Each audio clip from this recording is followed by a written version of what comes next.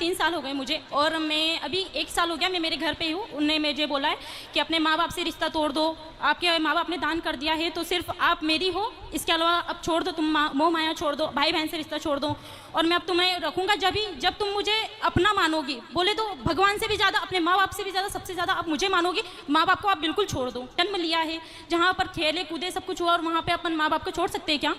तो आप कहाँ छोड़ी हो? घर में ही तो हो माँ बाप के पास।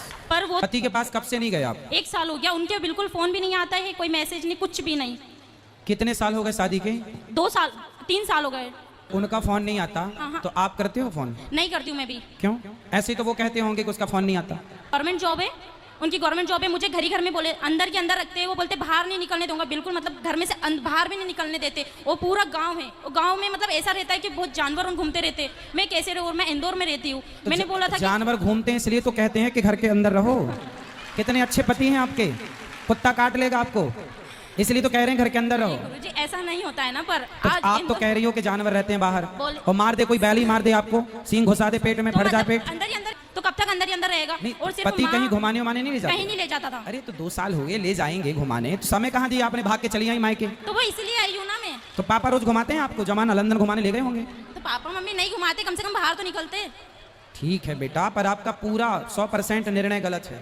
तो क्या करना चाहिए गुरुजी? पति के पास रहना चाहिए। आप जब अपने पति के पास थी, हाँ। तो वहाँ रहकर आप अपनी माँ से कितनी देर बात करती थी? कम से कम 10 मिनट 5 मिनट, इससे ज्यादा नहीं कर पाती थी। तो रोज करती थी? हाँ।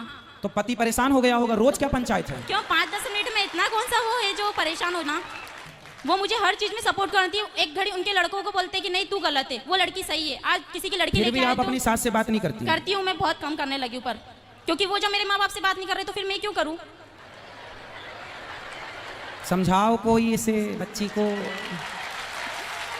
पढ़े लिखे मूर्ख इन्हीं को कहते हैं, ये कलयुग के पढ़े लिखे मूर्ख हैं ये। सारे रिश्तों में शादी के बाद स्त्री का सबसे बड़ा रिश्ता अब किसी और से ना होकर यदि चुनने में आए कि आप अपने माता पिता भाई बहन पति इन सब में से किसे चुनेंगे, तो एक पतिव्रता नारी अपने पति को ही चुनती है। तो पति पर कृपा करो थोड़ी, बेचारा रोता होगा। मैसेज रोज आते हैं। फिर कितना परेशान कर रही हो आप? मैसेज रोज आते हैं। इतना अच्छा पति पाके आप बताओ उसके साथ अत्याचार कर रही हो तो आप। क्या करना चाहिए गुरुजी? जाओ पति के पास, इस बार के करवा चौथ वहीं रहना, उसके लिए रखो बेचारे के लिए। अभी तक नहीं रखा, उन्हें रखने ही नहीं दिया। हाँ तो कितना प्यार करता है कि भूखी ना रहो। अच्छा हुआ बेचारा भी जीवित है। हाँ। है, यादों में मर ना जाए। नहीं वो ऐसा नहीं होगा। ऐसा नहीं होगा। नहीं होगा, तड़पाती रहोगी आप। मरना भी नहीं है, जीना भी नहीं है। वो तो बेचारा बीच धार में लटका, ना यहाँ जाऊं कि वहां जाऊं। स्त्री पत्नी किसे कहते हैं बताओ? जो हर चीज आप मांग वांग क्यों नहीं भरी हो? पति जिंदा है तो मांग भरना चाहिए। मांग क्यों नहीं भरी हो आप? गुस्से में। ऐसा क्या गुस्सा? साल भर से अभी गुस्से है ही। तो जब वो कुछ मतलब अपना ही मान ही नहीं रहे तो फिर मैं क्या करूंगी मांग मांग भर के भी? अरे जाओ, वो नहीं मान रहे, मना लो। अरे पत्नियां चाहें तो अपने पति को तो वश में कर लेती हैं, जो चाहे जहां चाहे वहां ले जाए। आप कैसी पत्नी वश में नहीं कर पा रही वो हो? उसमें के है ही नहीं ना। सबसे बड़ा वशीकरण मंत्र है मीठी वाणी। आप प्रेम के मीठे शब्द अपने पति के लिए बोलिए तो सही, वो तो आपके आगे पीछे डोलेगा भंवरों की तरह। ठीक है गुरुजी। तो अब जाओगी ससुराल? हाँ चली जाऊंगी। और बात करना आज ही रात को उससे। आज तो नहीं करूंगी, मैं इंदौर से आई हूँ। अरे तो और यहाँ फोन पर तो लगा इतना- सकती हो।